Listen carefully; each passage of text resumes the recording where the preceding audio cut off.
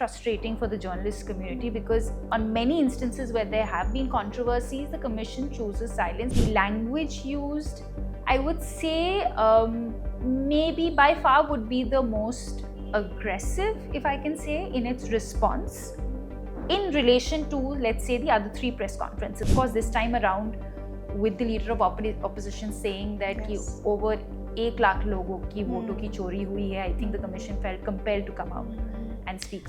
So we were told informally that it could be on the Bihar SIR, but of course during the course of the press conference, as we all saw, a lot of it was mainly focused on Rahul Gandhi's allegations, although the Chief Election Commissioner did not address him directly, but it was Right, very evident, right. you know, the references he used, PPT PPT, karke press yeah. conference. So of course we knew Yeah. who he was, he was talking about. actually talking about. Of course, like you said, it was sort of rare, unorthodox, Yeah. unlike what we have seen in the past. What was one thing that you could sort of take away from there in terms of his body language? Because it seemed like a lot of times when he was speaking, there were a lot of rhetoric that was being thrown upon journalists. Say if this is the fourth press conference in the last 4 years, and I do remember, if I can say that, the body language of each of the election commissioners.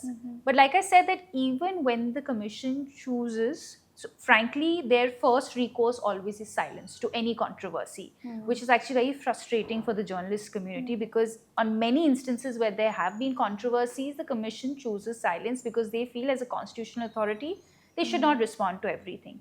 So on these 4 occasions when the commission has come out to address the media has always been the commission's attempt to obviously protect its image, or whenever the commission feels that the larger trust in the electoral process, which is the largest democratic exercise, whenever it feels that has been threatened by way of either attacking the commission or, you know, the way it operates, that's when it's actually chosen to come out and address those allegations. Right. The first 2, I remember, one was in 2014 when Prime Minister Narendra Modi, who was at that point contesting the elections, I mean, of course, from Varanasi. It was his first election from that constituency. I think one of his rallies was cancelled by the local level officer there, and there was huge controversy, and BJP really went hammer and tongs after the election commission.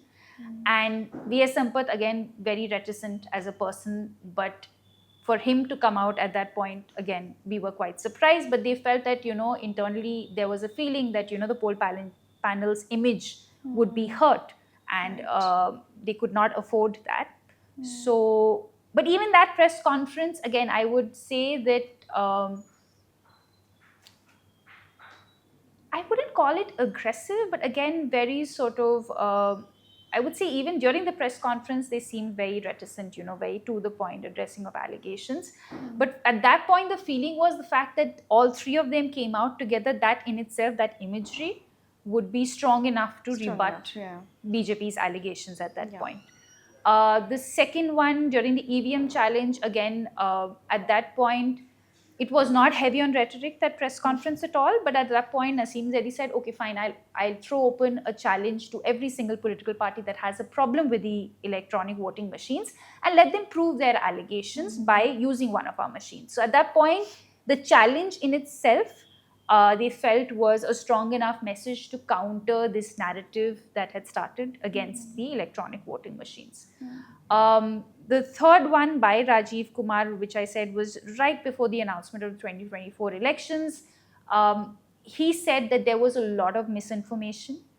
And he didn't specifically, I mean, in a sense that this was more after having conducted elections, this was more like how did we try and tackle misinformation, that again, without naming specific parties, they felt that the commission came under a lot of attack and they felt that a lot of it was misinformation. So that was just coming out to say, or rather express how difficult a task it was for the commission to conduct elections in the age of digital media and at a time when it came under a lot of attack. This, I think, the language used, I would say, maybe by far would be the most aggressive, if I can say, in its response in relation to, let's say, the other 3 press conferences that I just mentioned. But Right. I would also like to put this in context that, of course, the commission is also defined by the person at the helm of it. If the person at the helm of it, is media shy, or, I mean, the CEC's personality himself will kind of, in a way, define the response of the commission.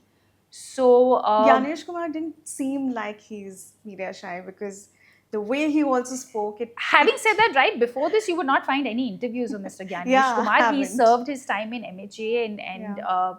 it's not like, but I guess, once you're a constitutional authority, if you think the situation demands it, of course you'll come out and speak about an issue. But the shorter answer to your question is that it relatively, yes, I would say that the response was much more aggressive than what we have seen in the past in rebutting the allegations that the commission was facing, which of course has Right.